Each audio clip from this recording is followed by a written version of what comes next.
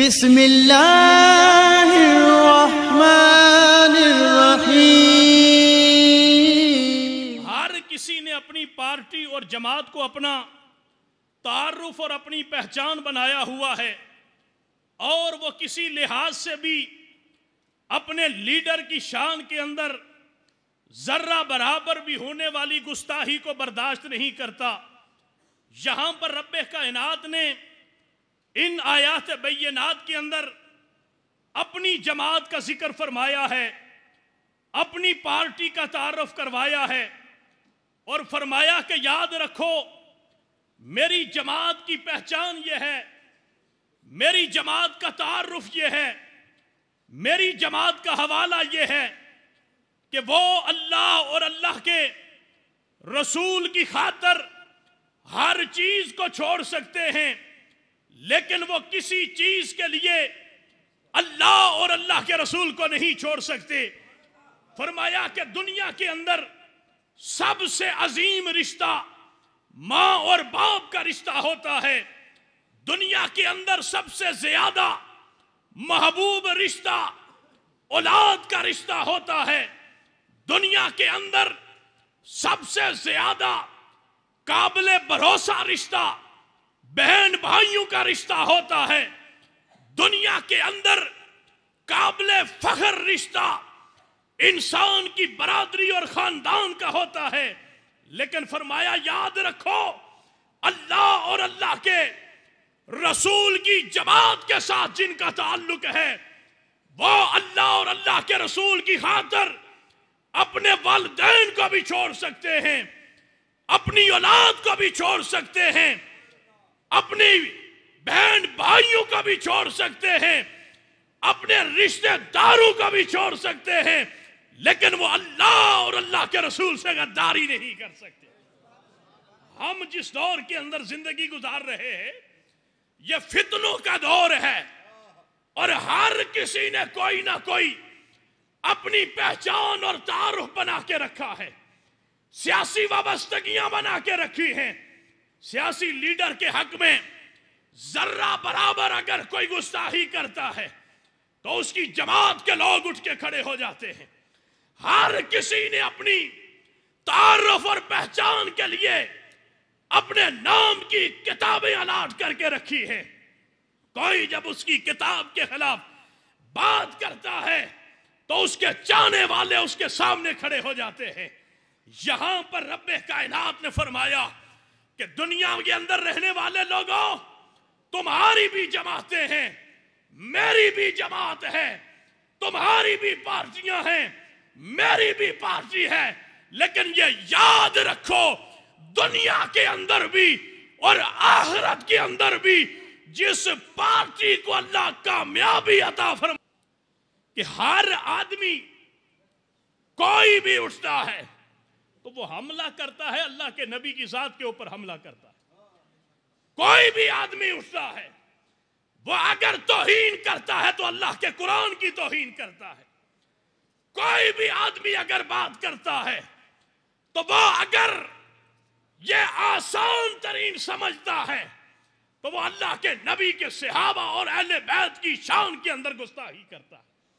ये हम लोगों की कमजोरी है, ये हम लोगों की बेगैरती है कि हम लोग जिस नबी का कलमा पढ़ते हैं उस नबी की जात के ऊपर हम बहुत बड़ी बात भी सुनने के लिए गवारा कर लेते हैं। लेकिन जिस सियासी जमात के साथ, जिस मजहबी जमात के साथ हमारा ताल्लुक होता है, ना हम उस जमात के किसी कारकुन के लिए कोई गुस्ताही बर्दाश्त कर सकते हैं, ना उसके लीडर के लिए कोई गुस्ताही बर्दाश्त कर सकते हैं। यह जो कुरान हकीम की आयत मैंने, बल्कि कई आयत जो मैंने तिलावत की हैं, इनका शान नज़ूल मुफस्सिरीन कराम ने कई हवालों से बयान फरमाया है। बाद लिखते हैं कि हजरत उमर फारूक रदी अल्लाह ताला अन्हु ने चूंकि हिशाम बिन अम्र अपने सगे मामू को जो है वो मैदाने गज़वा तबूक के अंदर जो है वो कत्ल कर दिया था, ये उनके हक में अल्लाह ने नाज़िल फरमाई। बाज कहते हैं कि चूंकि हजरत अबू उबैदा बिन जराह रदी अल्लाह ताला अन्हु ने गज़वा बद्र के अंदर अपने बाप को कत्ल कर दिया था, इस्लाम के शुरू का जब जमाना था तो यह तो 313 की कहानी चल रही है, यह तो 40 और 52 की कहानी चल रही है, यह तो 82 और 83 की आदत से इस्लाम यहां तक हमें दिखाई देता है। मेरे भाई, वहां इधर अगर बाप खड़ा है तो उसके मुकाबले में कुफार की सफ के अंदर बेटा खड़ा हो जाया करता था। इधर अगर भाई खड़ा है तो कुफार के लश्कर के अंदर भाई खड़ा हो जाया करता था। इधर अगर बाप खड़ा है उसके मुकाबले में बेटा खड़ा हो जाता था। लेकिन वहां पर ये कई दास्तानें ऐसी है, लेकिन बाद मुफस्सिरीन कराम ये फरमाते हैं कि चूंकि हजरत सैयदुना सिद्दीक़ अकबर रदी अल्लाह तआला अन्हु आप मर्दों के अंदर सबसे पहले कलमा पढ़ के मुसलमान हुए, बच्चों के अंदर हजरत अलीउल मुर्तजा शेर खुदा कलमा पढ़ के ईमान लाए, औरतों के अंदर हजरत सैयदा उम्मुल मोमिनीन खदीजातुल कुबरा रदी अल्लाह तआला अन्हा कलमा पढ़ के मुसलमान हुई। अब जाहिरी बात है जो मुसलमान हो जाता उसको तो अपने रिश्तेदारों के अंदर बड़ी जो है वो मुश्किल के साथ वक्त गुजारना पड़ता। हजरत अबू बकर सिद्दीक रदी अल्लाह ताला अन्हो जब तने तन्हा नबी की नबुव्वत का ऐलान करके मक्का के उस पुर आशूब माहौल के अंदर रहते हैं, हर कोई पूछता है सिद्दीक तूने ये क्या कर दिया, तूने ये क्या कर दिया। जब आप अपने घर के अंदर गए तो आपके वालिद हजरत सैयदुना अबू कहाफा रजी अल्लाह ताला अन्हु उन्होंने भी पूछा बेटा तूने ये क्या कर दिया। कहा मैंने मोहम्मद अरबी का कलमा पढ़ लिया। उसने अल्लाह के नबी की शान के अंदर, वरना हजरत अबू बकर सिद्दीक वो खुश नसीब सहाबी है कि जिनके वालिदैन भी दर्जा सहाबियत पे, जिनकी औलाद भी दर्जा सहाबियत पे, जिनके सारे पोते नवासे नवासियां सारों को अल्लाह ने दर्जा सहाबियत अता फरमाया। इसलिए कि सिद्दीक ने सबसे पहले सौदा खरीदा और सिद्दीक अकबर ने सबसे पहले इस वादी में कदम रखा। रब ने भी फरमाया सिद्दीक तुझे तेरे घर के अंदर खैरात ऐसी अता फरमाऊंगा कि जब तक तू जिंदा है तेरी औलाद के अंदर कोई भी मेरे नबी का गुलाम नहीं रहेगा। हर कोई कलमा पढ़ के मेरे नबी की गुलामी के अंदर आ जाएगा। अबू कहाफा हजरत सैयदुना सिद्दीक अकबर के बाप, आपने कहा बेटा तूने यह क्या कर दिया। अल्लाह के नबी ने फरमाया, हजरत सैयदुना सिद्दीक अकबर ने फरमाया मैंने कलमा पढ़ लिया। कहा वो तो फला फला फला, ये तूने बहुत गलत काम किया, फला का तूने कलमा पढ़ लिया। हजरत सैयदुना अबू बकर सिद्दीक रदी अल्लाह ताला अन्हु उठे और उठ के इतना जोर से अपने बाप को थप्पड़ मारा कि आप फरमाते हैं फसक्काहु अबू बकर फसकता मिनहा अला वजहिही, इतना जोर से थप्पड़ मारा कि आपके वालिद मोहतरम मुंह के बल जमीन के ऊपर गिर जाते हैं। वहीं पे पड़े हुए थे, दौड़ते हुए अल्लाह के नबी की बारगाह में गए और कहा या रसूल अल्लाह फाता नबी सल्लल्लाहु अलैहि वसल्लम फज़करा ज़ालिका इंदहु, या रसूल अल्लाह जी ये काम कराया, मेरे बाप ने आपकी शान में गुस्ताखी की, मुझसे बर्दाश्त नहीं हो सका, इतने जोर से मैंने थप्पड़ मारा कि मेरा बाप अभी भी सहन के अंदर मुंह के बल पड़ा हुआ है। मैं आपकी बारगाह में आया, अल्लाह के नबी ने फरमाया अब फालता हूँ वाकई तूने ये किया। कहा या रसूल अल्लाह किया। फरमाया ला ताउद इलैहि, आइंदा के बाद ऐसा ना करना। जब सिद्दीक अकबर ने यह फरमाया कि या रसूल अल्लाह मैंने ये किया है, अल्लाह के नबी ने फरमाया आइंदा के बाद ऐसा नहीं कर रहा। सिद्दीक अकबर ने फरमाया या रसूल अल्लाह जब मेरे बाप ने आपकी शान में गुस्ताखी की, मैंने दाएं भी देखा मैंने बाएं भी देखा, लौ कान सैफ मिन्नी करीबन लकतलतहु, अगर मेरे पास उस वक्त तलवार पड़ी होती तो मैं अपने बाप के सर को कलम करके रख देता। आप कहते हैं आइंदा के बाद ये ना कर, आप कहते हैं आइंदा के बाद ये ना करना, मेरे पास अगर तलवार पड़ी होती तो मैं अपने बाप के सर को कलम करके रख देता।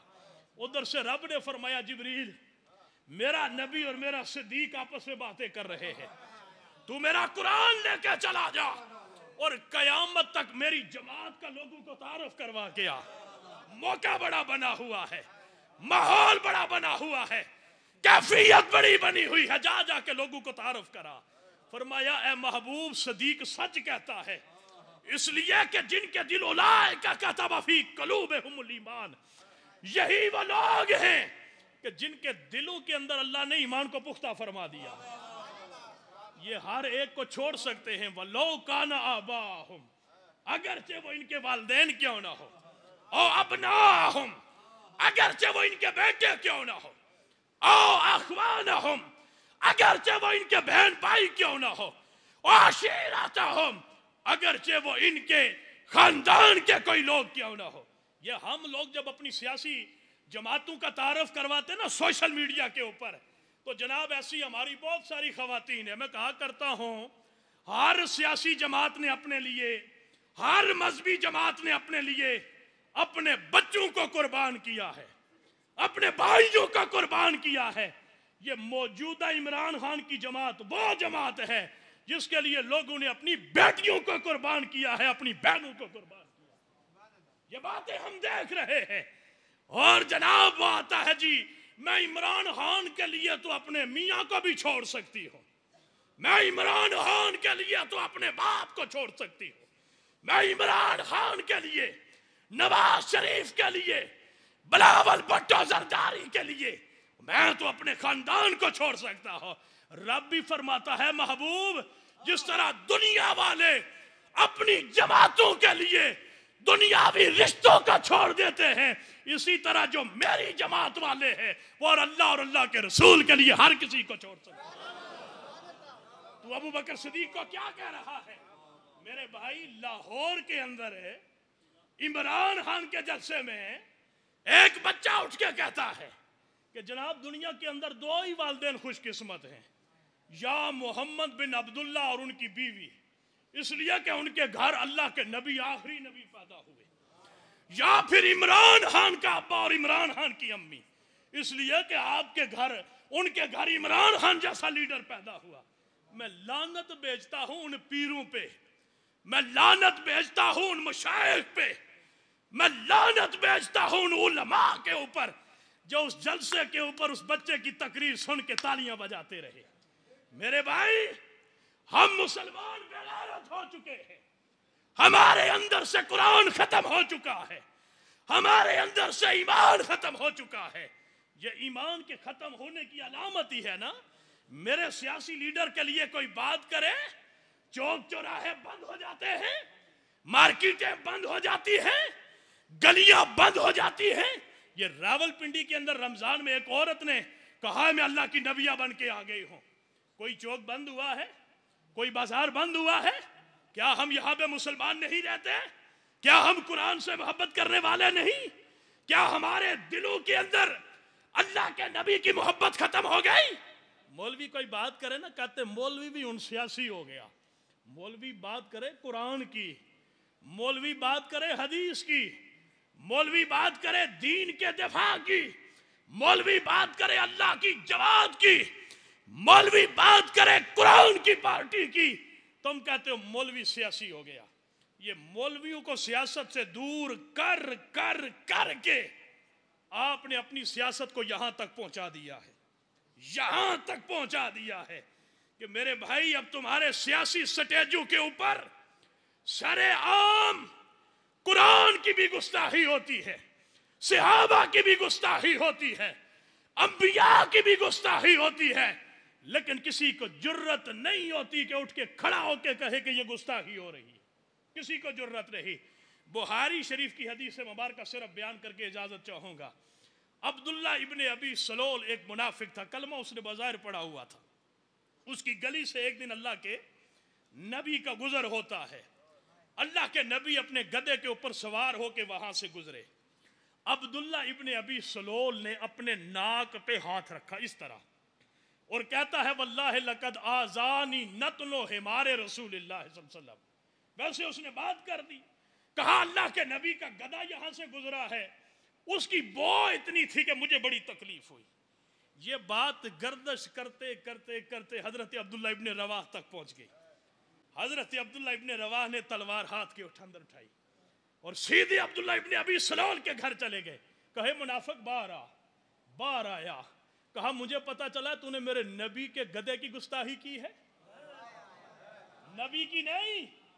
बुखारी शरीफ उठा के देखो, कहा गुस्ताख मुझे किसी ने बताया है कि तूने मेरे नबी के गधे की गुस्ताखी की है। तलवार हाथ में पकड़ी है, कहा हाँ हाँ, मैंने कहा यार गधे की बदबू बड़ी थी, ये शोरीदा जमीन है, यहां से गुजरे तो मैंने कहा था। हजरत अब्दुल्ला इब्ने अबी रवाह ने एक जुमला कहा, वल्लाहि लहिमार और रसूलिल्लाह सल्लल्लाहु अलैहि वसल्लम अत्यबा मिनका रीहन। ओ बदबख्त, अल्लाह ने तुझे अशरफुल मखलूकात बनाया है, अहसन तकवीम बनाया है, लेकिन मेरे नबी के गधे की कदर नहीं समझता। आपने फरमाया वल्लाहि ला बोलो हिमारे रसूलिल्लाह अत्यबा मिनका रीहन। मेरे नबी का गधा जो पेशाब करता है, उस गधे की पेशाब की खुशबू भी मुझे तुझसे बेहतर लगती है। ये बुखारी की हदीस मुबारक है, ये बुखारी की हदीस मुबारक है। आपने फरमाया बदबख्त, तूने मेरे नबी के गधे की तौहीन की है, मैं तुझे जान से मार दूंगा।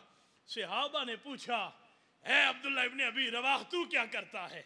कहा लोगो, जिस फट्टे पे रख के कुरान पढ़ते हो उस फट्टे का तो अदब करते हो, हम इस पे कुरान पढ़ते हैं। जिस कागज पे कुरान लिखते हो उसका तो अदब और एहतराम करते हो कि इस पे अल्लाह का कलाम लिखा हुआ है। तुम्हें शर्म नहीं आती कि जिस गधे के ऊपर कुरान वाला बैठ जाए उस गधे की तौहीन कर रहे होते हो? यार जिस गधे पे यहां तक उलमा ने लिखा है, अगर कोई अल्लाह के नबी के लिबास को देख के कहे लिबास मैला है तो वो भी दायरा इस्लाम से खारिज हो जाता है। यार मुझे बताओ, आप ही बताओ, यहाँ पे बड़े मेरे दोस्त बैठे हुए, बड़े बड़े जनाब ओहदे लेके पीटीआई नून लीग बैठे हुए। यार आप मुझे ईमान का फैसला करके बता दो, आप मुझे ये हकीकत बता के कर दो।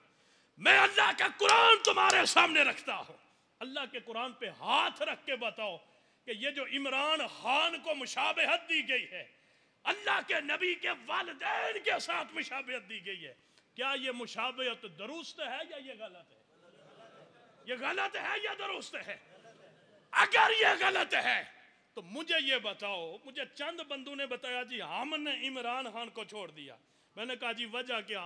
कहा ये पहले कहता था मैंने नून लीग के साथ मुज़ाकरात नहीं करने, इन चोरों के साथ मुज़ाकरात नहीं करने, अब इसने मुज़ाकरात शुरू कर दिए, हमने जनाब जमात छोड़ दी। मैंने कहा यार छोड़ी है तो किस बात पे छोड़ी है?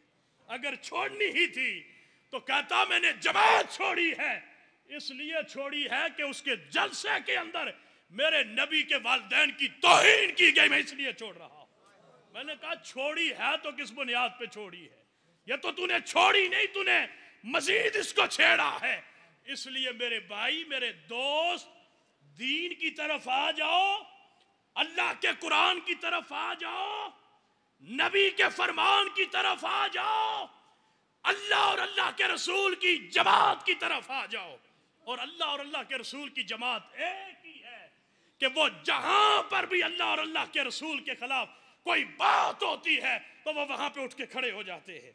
आप बिल्कुल रहे इन जमातों के अंदर, लेकिन खुदा के लिए जहां कुरान की तौहीन हो रही हो, जहां पर अल्लाह के नबी की तौहीन हो रही हो, जहां पे सहाबा की तौहीन हो रही हो, जहां पे अहले बैत अतहार की तौहीन हो रही हो, जहां पे इस्लाम की तौहीन हो रही हो, वहां पे उठ के खड़े होके कहा करो कि मेरी और तेरी जो वाबस्तगी है वो दुनिया की हद तक है, जिसकी तू तौहीन कर रहा है इसके साथ मेरा रिश्ता दुनिया के अंदर भी है, आखिरत के अंदर भी मेरा रिश्ता। इसी बुनियाद के ऊपर या रसूल अल्लाह, इसी बुनियाद के ऊपर हमारे ईमान सलामत रह सकते हैं। वो किसी ने बड़ा खूबसूरत जुमला कहा था कि जनाब हमारी मस्जिदों का हाल ये है कि जो अगली सफ़ों में बंदे बैठे होते हैं ना, अगली सफ़ों में बाबे ही ज़्यादा बैठे होते हैं, अगली सफ़ों वाले दुआ कर रहे होते हैं या अल्लाह अमेरिका को गर्क कर दे, यहूद और नसारा को गर्क कर दे।